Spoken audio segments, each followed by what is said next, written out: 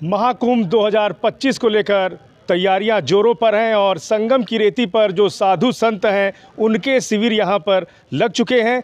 ऐसे में महाकुंभ की तैयारियों को लेकर जो अपनी डबल इंजन की सरकार है वो भी प्रयासरत है। हमारे मुख्यमंत्री 5 बार आ चुके हैं और नया वर्ष भी शुरू हुआ है। नए वर्ष पर लोगों ने संगम की रेती पे सेलिब्रेट किया है। हम अपनी पूर्व महापौर अभिलाषा गुप्ता नंदी जी इनसे बात करेंगे किस तरह से जो यहाँ के प्रयागराज के जो लोग हैं उनको शुभकामना देंगी नए वर्ष पर, और जो बाहर से श्रद्धालु आएंगे जो यहाँ के लोग रहेंगे उनको किस तरह से आमंत्रण यहाँ पर महाकुंभ का देंगी। बहुत बहुत आपको शुभकामना। Thank you. और सभी शहरवासियों को, प्रदेशवासियों को और देशवासियों को 2025 की 9 वर्ष की बहुत सारी शुभकामनाएं। आप सभी स्वस्थ रहें, दीर्घायु रहें, आपका परिवार स्वस्थ रहे, ऐसी ईश्वर से कामना करती हूँ। 2025 की ढेर सारी शुभकामना देती हूँ। महाकुंभ में किस तरह से आमंत्रण देंगी जो श्रद्धालु बाहर से आएंगे? देखिए, ये प्रयाग शहर जो है, तो प्रयागराज की महिमा अपने आप में पूरे देश विदेश तक में विख्यात है। और जिस तरह से 2019 का कुंभ हुआ था और उसमें ही हमारे शहर को, प्रयागराज को विदेशों में भी उच्च स्थान मिला था और वहाँ से भी उसकी बहुत ही सराहना की गई थी। और माननीय मुख्यमंत्री योगी आदित्यनाथ जी और माननीय प्रधानमंत्री मोदी जी जिस तरह से इस कुंभ को लेकर इतना चिंतित थे, किस तरह से इसको और भव्यता देना है, इसके दिव्य आयोजन को लेकर उससे बहुत चिंतित थे। और उस पर जितना से ज़्यादा यहाँ पर फंड दिया गया है कि हर एक चीज़, व्यवस्थाएं बहुत सुचारू रूप से हों, चाहे शहर की सुंदरता हो, चाहे शहर का चौड़ीकरण हो, चाहे चौराहों का सुंदरता भव्यता बनानी हो, पार्कों को सुंदर किस तरह से बनाना है, शहर को एक रूपता कैसी लानी हो, डिवाइडर देना हो, हर एक चीज़ पर काम किया गया है। और शहर की सारी व्यवस्थाओं को देखते हुए कि कोई भी आगंतुकों को किसी भी प्रकार का कष्ट ना हो, कितने सारे होटल दिए गए हैं, कितने सारे समाज सेवियों से कहा गया है कि आप सब आने वाले जो हमारे तीर्थ यात्री हैं उनको किसी प्रकार का कष्ट ना हो, आप सब सहयोग दें। और हमारा प्रयागराज शहर इसी के लिए जाना जाता है कि यहाँ पर हर व्यक्ति अपने जितने उसके भरकस रहता है उतने से ज़्यादा वो कहीं ना कहीं भंडारा करता है, चाय पिलाता है, कचौड़ी खिलाता है, हलवा खिलाता है और तीर्थयात्रियों का स्वागत अपने तरह से करता है। और यहाँ पर होटलों की व्यवस्था बहुत की गई है।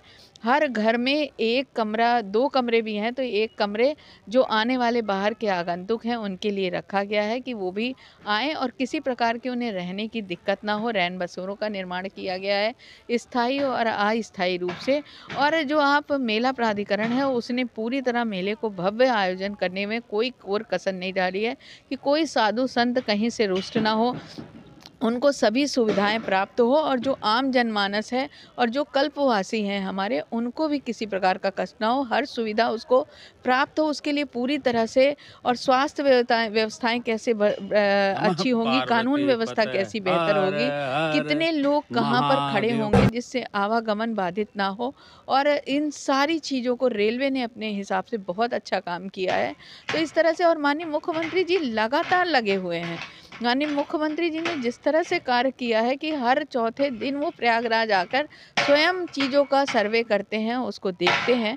तो मुझे लगता है इतना कभी किसी ने काम नहीं किया।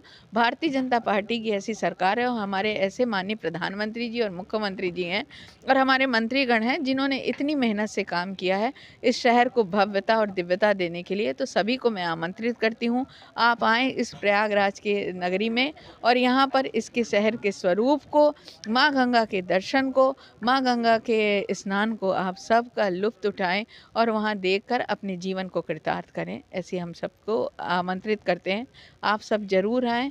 मैं अभिलाषा गुप्ता नंदी, पूर्व महापौर प्रयागराज, सभी से करबद्ध प्रार्थना करती हूँ आप आएँ और प्रयागराज में अपने चरण रख के माँ गंगा का दर्शन करके अपने जीवन को कृतार्थ करें। तो हमारे साथ पूर्व मेयर अभिलाषा गुप्ता नंदी जी हैं जो सदैव गरीबों असहायों की मदद करती हैं। इनके दर पर जब ये मेयर थी तो इनके दर पे कोई जाता था तो उसकी पूरी जो समस्या थी उसका समाधान होता है। हर आदमी चाहता है उसका जो नेता हो वो उसे आसान तरीके से, सुलभ तरीके से मिले, तो उसमें वो ये नंबर 1 थी। और ऐसे में इनकी जय जयकार पूरे प्रयागराज में होती है। स्वच्छता की बात करें तो नगर निगम अगर स्वच्छता के मामले में रिवॉर्ड मिला है तो इन्हीं के कार्यकाल में स्वच्छता को तवज्जो दी गई थी।